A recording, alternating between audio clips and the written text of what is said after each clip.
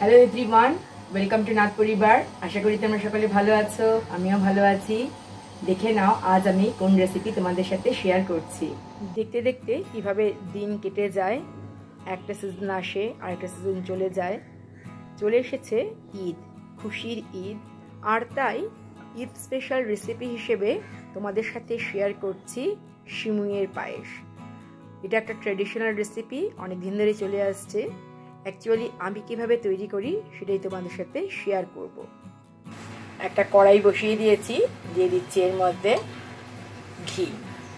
ঘি দিয়ে যদি ভেজে নাও কিশমিশ আর কাজু, তাহলে ফ্লেভারটা খুব ভালো হবে। দিয়ে দিলাম কাজু বাদাম, আর এখন দিয়ে দিচ্ছি কিশমিশ।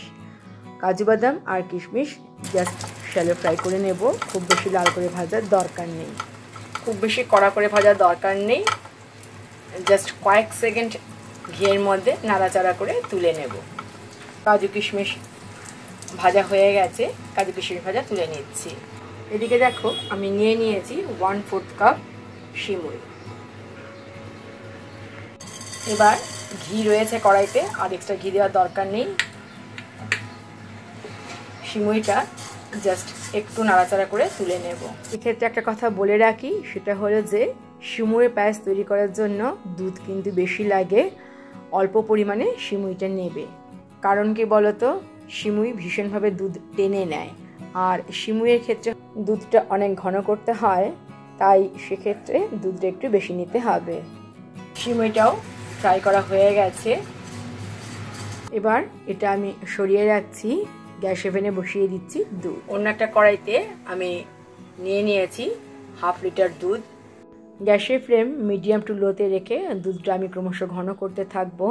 আর তার আগে দুধটা হালকা গরম হয়ে গেছে, এবার এখান থেকে আমি 2 হাতা দুধ তুলে নেব একটা বাটিতে।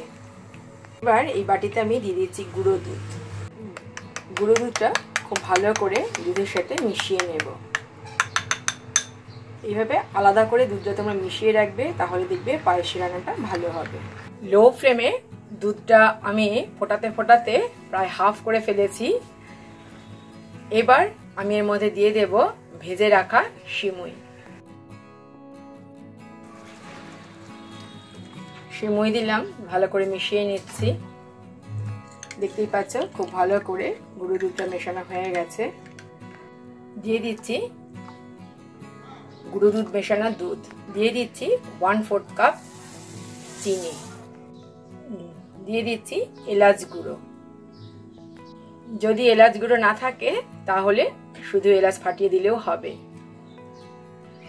আর যেহেতু আমি এলাচ গুঁড়ো দেব তাই আমি আর শুধু এলাচ ফাটিয়ে দিলাম না। এবার লো ফ্লেমে আস্তে আস্তে নাড়তে হবে, দেখবে অনেকটাই ঘন হয়ে আসবে। ভালো করে নেড়ে নেবার পরে আমি এর মধ্যে দিয়ে দিচ্ছি কনডেন্সড মিল্ক।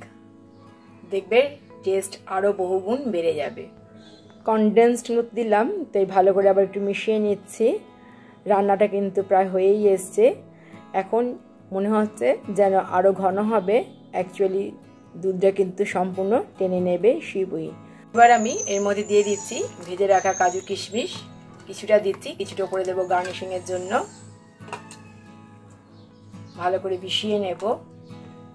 তৈরি হয়ে গেল দুর্দান্ত স্বাদের সিমুইয়ের পায়েস। গ্যাসের ফ্লেম অফ করে দেব।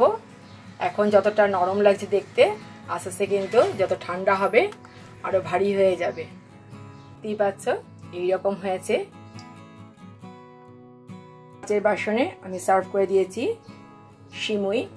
ওপর দিয়ে দিয়ে দিচ্ছি কিছু কাজু বাদাম আর কিশমিশ আমি রেখে দিয়েছিলাম, সেটা ওপর দিয়ে গার্নিশ পারপাস দিয়ে দিচ্ছি একটু চেরি কুচো করে, তাহলে দেখতেও ভালো লাগবে আর খেতেও ভালো লাগবে। গার্নিশিং করা সম্পূর্ণ কমপ্লিট। তবে এভাবেই যে গার্নিশ করতে হবে এরকম কোনো কথা নেই, তোমরা যে কোনো ড্রাই ফ্রুটস দিয়ে বা গোলাপের পাপড়ি দিয়েও কিন্তু গার্নিশ করতে পারো। তোমাদের কাছে অনুরোধ থাকলো একবার এভাবে তৈরি করে খাওয়ার জন্য। আর ভিডিওটা প্রথম থেকে শেষ পর্যন্ত দেখার জন্য অসংখ্য ধন্যবাদ। আশা করি আজকের ভিডিওটা সকলেরই ভালো লেগেছে। তাহলে আজ এই পর্যন্তই, দেখা হবে আবার নেক্সট ভিডিওতে। ততক্ষণ পর্যন্ত তোমরা সকলে ভালো থেকো, টাটা।